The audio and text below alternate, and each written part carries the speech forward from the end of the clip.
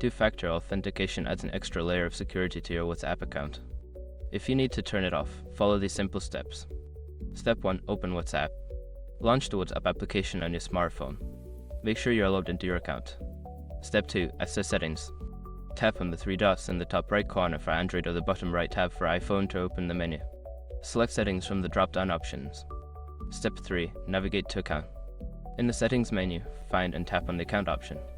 This section contains all your account-related settings. Step 4. Select two-step verification. Within the account settings, look for two-step verification and tap on it. This will take you to the two-step verification settings. Step 5. Disable two-step verification. Tap on Disable to turn off two-step verification. You may be prompted to enter your 6-digit PIN for confirmation. Once entered, your two-factor authentication will be turned off. Now you have successfully turned off two-factor authentication on WhatsApp. If you have any further questions, feel free to ask.